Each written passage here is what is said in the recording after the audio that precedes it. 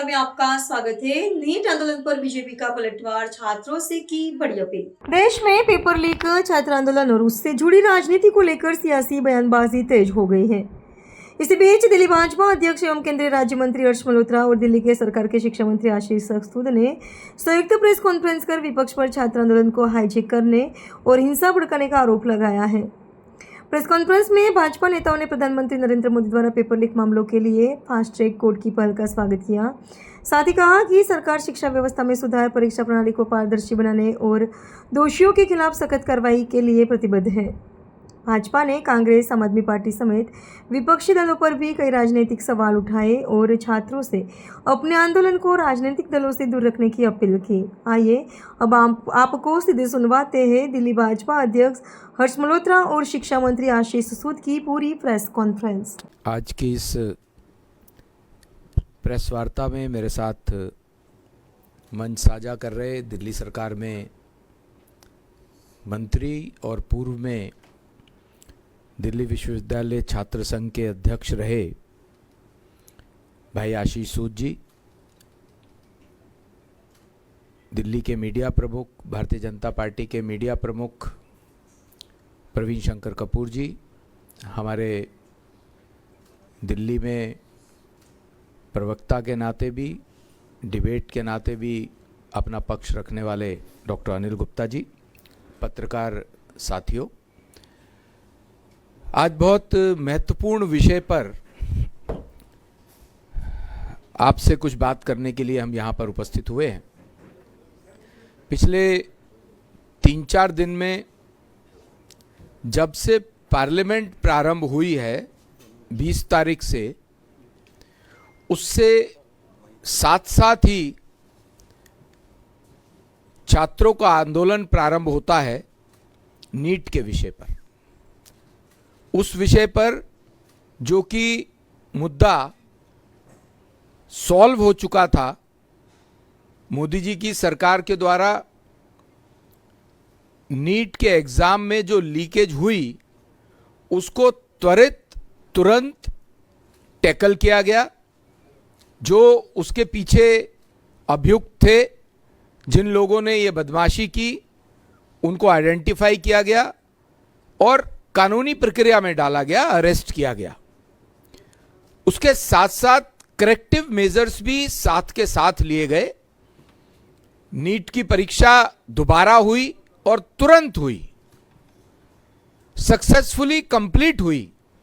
छात्रों के मन में जो बात थी कि हमारा पूरा वर्ष ना खराब हो जाए, हमारा करियर में गड़बड़ ना आ जाए, इस बात की संवेदनशीलता को समझते हुए मोदी जी की सरकार ने नीट की दोबारा परीक्षा कराई, सफल परीक्षा हुई, उसका परिणाम भी आया।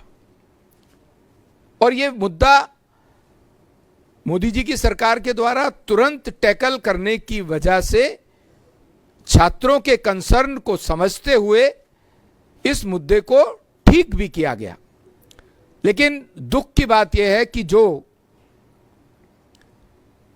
इस समय विपक्षी नेता हैं, चाहे वो राहुल गांधी हो, कांग्रेस हो, आम आदमी पार्टी के नेता हो, अरविंद केजरीवाल हो, वो लोग छात्रों के ऊपर, छात्रों के करियर पर राजनीति कर रहे हैं, उनको वर्गला रहे हैं, उनको भड़का रहे हैं। और शुरू में ऐसा लगता था कि वो जो एक कांग्रेस जनता पार्टी के नाम से शुरू किया गया आंदोलन, जो कि पहले लगता था कि ये आंदोलन पीछे से कोई बैकअप कर रहा है, लेकिन वो बहुत जल्दी एक्सपोज हुए। ये सब विपक्षी दलों का एक बी पार्टी का आंदोलन था। भारतीय जनता पार्टी के इस समय जो नेता हैं, हमारा जो स्टूडेंट विंग है, एबीवीपी, हमारे यहां पर चाहे वो आशीष सूद जी हो, दिल्ली की मुख्यमंत्री रेखा जी हो, हमारे आदरणीय नड्डा जी हो, इन सब ने और ऐसे बहुत से नेता भारतीय जनता पार्टी में हैं जिन्होंने छात्रों की आवाज हमेशा उठाई है। छात्रों के नेता बनकर के दिल्ली विश्वविद्यालय, अन्य विश्वविद्यालयों में छात्रों के कंसर्न्स को टैकल किया है, छात्रों के कंसर्न्स को समझा है और सॉल्व किया है।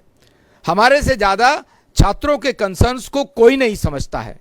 आज शिक्षा मंत्री के रूप में भी आशीष जी हैं, मुख्यमंत्री के रूप में रेखा जी हैं। ये दोनों लोग दिल्ली विश्वविद्यालय छात्र संघ के मुख्य निर्वाचित पदाधिकारी रहे हैं, अध्यक्ष रहे हैं। लेकिन इस समय जो आम आदमी पार्टी और कांग्रेस अपने पुराने चुनावों के हार के सदमे से निकल नहीं पाए हैं और इनको आगे आने वाले, चाहे वो पंजाब का चुनाव हो, उत्तर प्रदेश का चुनाव हो, इनको वहां पर अपनी हार दिखाई देती है। तो उस बात से चिंता के अंदर इन्होंने ये छात्रों के आंदोलन को हाईजैक करने का प्रयास किया है, छात्रों को वर्गलाने का प्रयास किया है। और बहुत दुख की बात है कि अपने हाथ में संविधान की किताब लेकर के पार्लियामेंट में संविधान की, कानून की दुहाई देने वाले राहुल गांधी देश के प्रधानमंत्री, वो किसी पार्टी के नेता नहीं रह जाते हैं। जब वो प्रधानमंत्री हो जाते हैं तो उनकी सुरक्षा देश की सुरक्षा से संबंधित हो जाती है, पार्लियामेंट की सुरक्षा देश की सुरक्षा से संबंधित हो जाती है। तो वो प्रधानमंत्री जी के घर के पास षड्यंत्र करके अपने राष्ट्रीय अध्यक्ष के जन्मदिन पर जाने की बात कह के और अपने कार्यकर्ताओं को सूचना दे करके कि राहुल गांधी जी को ज्वाइन कीजिए प्राइम मिनिस्टर निवास के पास, वहां पर जाकर के उन्होंने ये अराजक बिहेवियर जो राहुल गांधी और प्रियंका गांधी जी का हुआ और कांग्रेस के नेताओं के साथ, कार्यकर्ताओं के साथ उन्होंने प्रधानमंत्री जी की सुरक्षा को भी भेदने का प्रयास किया, यह भी बहुत निंदनीय बात है। बार बार पार्लियामेंट के अंदर भी हमारे वरिष्ठ नेताओं ने इनको पेपर लीक के मुद्दे पर पार्लियामेंट में चर्चा करने का आह्वान किया है, क्योंकि विपक्षी दल कांग्रेस इस समय चाहता नहीं है कि यह मामला सुलझने की तरफ जाए, क्योंकि अगर पार्लियामेंट में चर्चा होगी तो दूध का दूध और पानी का पानी भी आएगा। पार्लियामेंट में चर्चा से भाग रहे हैं लगातार, पार्लियामेंट चलने नहीं दे रहे हैं, क्योंकि पार्लियामेंट में चर्चा होगी तो यह भी बात आएगी कि 12 वर्षों में प्रधानमंत्री जी ने, मोदी जी की सरकार ने देश में छात्रों के लिए और शिक्षा के लिए अभूतपूर्व काम किया है। 2014 से पहले एमबीबीएस की सीट केवल 50,000 होती थी, आज 1,20,000 सीट हैं। 3.5 लाख इंजीनियरिंग की सीट थी, आज 7.5 लाख इंजीनियरिंग की सीट है। 11 एम्स होते थे 2014 से पहले, तो आज 23 एम्स हैं। आईआईटी 10 होते थे, तो आज 22 आईआईटीज हैं। हर तीसरे दिन एक नई यूनिवर्सिटी खुल रही है। जब चर्चा होगी तो यह मुद्दा भी आएगा, यह विषय भी आएगा। इसलिए ये चर्चा से भाग रहे हैं, क्योंकि प्रधानमंत्री जी के नेतृत्व में देश के अंदर शिक्षा और छात्रों के उत्थान के लिए अभूतपूर्व काम हुआ है और हमारी सरकार छात्रों के लिए और शिक्षा के लिए संवेदनशील है, छात्रों के कंसर्न्स के लिए भी संवेदनशील है।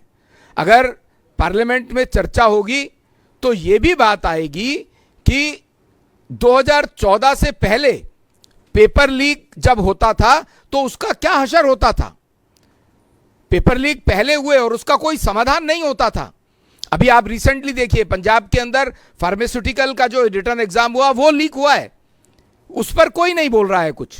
इनका मुद्दा केवल और केवल छात्रों को भड़काने का है, छात्रों की समस्याओं को समाधान करने का मुद्दा इनका नहीं है।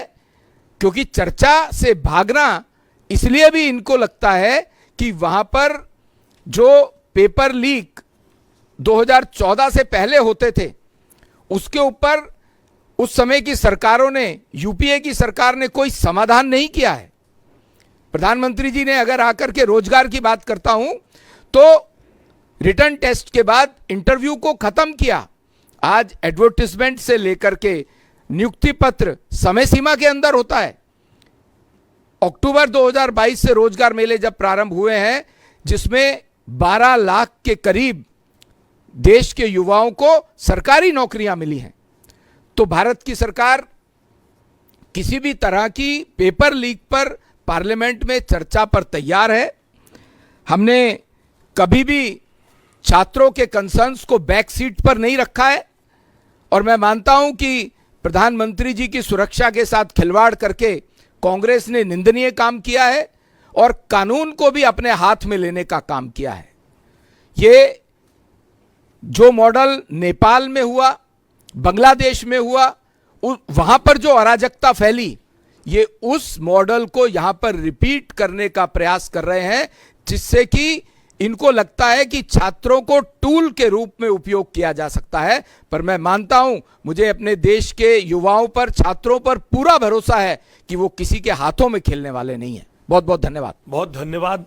आप सभी पत्रकार मित्रों का हार्दिक स्वागत। अभी दिल्ली के माननीय प्रदेश अध्यक्ष भारतीय जनता पार्टी श्री हर्ष मल्होत्रा जी ने अपना वक्तव्य आपके सामने रखा है। मैं सबसे पहले ये स्पष्ट कर देना चाहता हूँ, I come here not only as a minister but someone who has worked as a student activist as our state president has expressed. और मैं जानता हूँ कि एक छात्र एक्टिविस्ट, स्टूडेंट एक्टिविस्ट होने के नाते, एक छात्र नेता होने के नाते कितनी बड़ी जिम्मेदारी, कितने लोगों के सपने, आकांक्षाएं, और न केवल छात्रों की न केवल उम्मीदें बल्कि उनके माता पिताओं की उम्मीदें भी अपने साथ लेकर किसी आंदोलन में काम किया जाता है, उस आंदोलन को आगे ले जाने का काम किया जाता है। What is happening in the national capital today? The youth of our nation is on streets, and as a government, we do not look to them from a distance or detachment. We hear them. Just this morning, Honorable Prime Minister Shri Narendra Modi ji has made it crystal clear, and I quote him, nothing, absolutely nothing is more important to this government than the welfare, the trust and the future of our country. Delhi में आंदोलन हो रहा है। हम एक सरकार के रूप में कहीं दूर से, डिस्टेंस से, डिटैचमेंट से उसे नहीं देखते हैं। आदरणीय प्रधानमंत्री जी ने आज सुबह ही स्पष्ट किया है कि युवाओं का फ्यूचर से महत्वपूर्ण कुछ भी नहीं है, और फास्ट ट्रैक कोर्ट के संदर्भ में आज उन्होंने देश को इस विषय में जानकारी दी है। And eight many occasions the leaders of Bharatiya Janata Party, the senior most leader of Bharatiya Janata Party, our former national president yesterday, and other leaders too have made it categorically clear that paper leaks are unacceptable. That is why चाहे वो doctor Radhakrishnan committee के recommendations का implementation हो या fast track court establish करने की बात हो, जैसा आज प्रधानमंत्री जी ने सवेरे जिक्र किया, या अपराधियों को पनिश करने की, हम कोई टेम्परेरी सॉल्यूशंस नहीं दे रहे हैं। We are not offering any temporary solutions और temporary fixings. We are dismantling and rebuilding every loop and chain which allowed that. To every student listening us today from the BJP state headquarters, I want to reassure our concerns, your concerns are legitimate. Your anger is understandable because you have expectations, from the government led by Shri Narendra Modi ji, and you believe that government led by Shri Narendra Modi ji has intent and courage to correct the mistakes and the systems. NEET is one of the largest, rather one of the most complex competitive exams in the world. Vulnerabilities जब भी आती हैं उसको सरकार confront करती है through rigorous monitoring, through technology, and we have assured a successful re-examination also. और उसके लिए, उसको सफलतापूर्वक करने के लिए दिल्ली की सरकार ने व्यापक कदम उठाए। कूलिंग जोन्स, उन बच्चों को एंग्जाइटी पे पार पाने के लिए, उन बच्चों के लिए जो भी साधन हम जुटा सकते थे वो साधन हमने जुटाए हैं। आज अभी केंद्रीय मंत्री श्री हर्ष मल्होत्रा जी, पार्टी के प्रदेश अध्यक्ष जी ने भी आपके सामने विषय रखा है वर्षों से जो पेपर लीक होते रहे थे उसमें कोई कोर्स करेक्शन नहीं हुआ. But in this era Narendra Modi ji has successfully ended that era.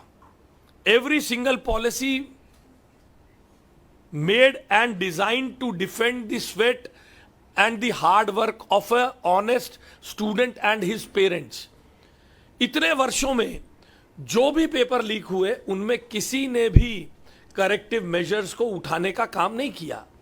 ये नरेंद्र मोदी जी के नेतृत्व वाली सरकार ही है जिसने इसको उठाया, ऐसी पॉलिसीज, ऐसी नीतियां बनाई जिसके कारण आज उस सिस्टम में बदलाव आ रहे हैं और बहुत थोड़े समय में नीट का री एग्जाम भी हुआ. I appeal earnestly to the youngsters listening to me today. Do not let your fight be hijacked by political opportunists. आप सबने देखा जिन लोगों को 10 वर्ष तक सिस्टमिक चेंजेस के आधार पर सिस्टम को चेंज करने के लिए अवसर थे, सुझाव देने के अवसर थे, दिल्ली में जब सरकार थी तब, और 5 वर्ष तक पंजाब में जो सरकार थी तब, वे लोग अपनी हार ना पचा पाने के कारण श्री अरविंद केजरीवाल और उनकी पार्टी दिल्ली में अपनी नाकामी और अपनी हार को अभी तक डाइजेस्ट ही नहीं कर पा रही हैं.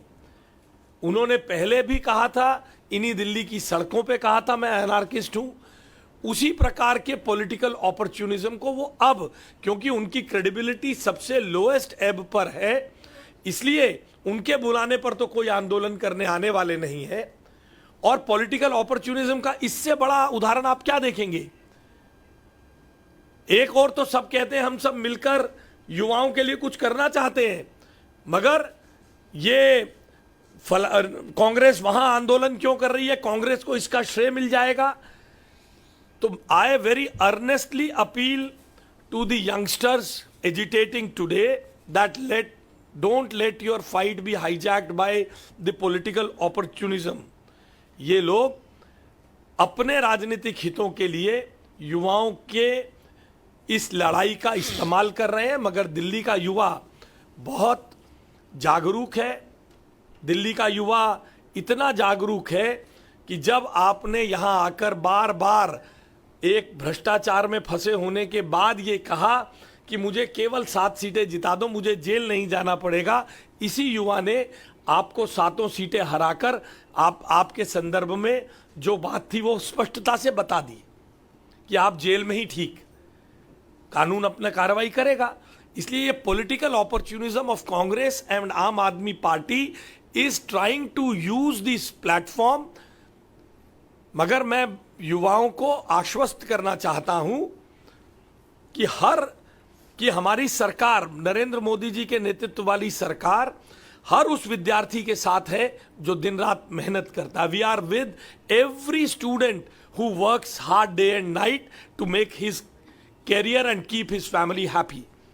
सरकार हर उस विद्यार्थी के साथ है जो अपने सपनों से देश को आगे ले जाना चाहता है, जो विकसित भारत 2047 के लिए कंट्रीब्यूट करना चाहता है. This government stands by every student who wants to contribute in the nation building and making of Viksit Bharat 2047. और सबसे जरूरी है, सरकार हर उस विद्यार्थी के साथ है जिसके साथ अन्याय हुआ है, हम उसे जस्टिस दिलाएंगे. Government is with every student who has suffered and we will give justice to all those students, because the future of India's youth is not negotiable. This government has time and again made it clear that future of India's youth is not negotiable. तो मैं अपनी बात को ये केवल इस मंच से हमारे प्रदेश अध्यक्ष जी की उपस्थिति में इतना कहकर समाप्त करता हूं कि पॉलिटिकल अपॉर्चुनिज्म को अपने आंदोलन को हाईजैक करने का अवसर न दें. ये गिद्ध राजनीति करने वाले राजनीतिक दल कांग्रेस और आम आदमी पार्टी आपके प्लेटफॉर्म से अपनी हार जो आप ही के वोटों से इनको मिली है उसको न पचा पाने के कारण ये लोग दिल्ली को आग में झोंकना चाहते हैं। विकसित भारत 2047, विकसित भारत 2047 के रास्ते में अड़चन डालना चाहते हैं। This has been proved time and again. My earnest request to the youth agitating here is don't let this political opportunism hijack your agitation. Thank you very much. अगर आपने हमारा अभी तक चैनल सब्सक्राइब नहीं किया है तो कृपया चैनल सब्सक्राइब कर लें, लाइक करें, शेयर करें, कमेंट करें। तो मिलते हैं फिर किसी और खबरों के साथ। नमस्कार।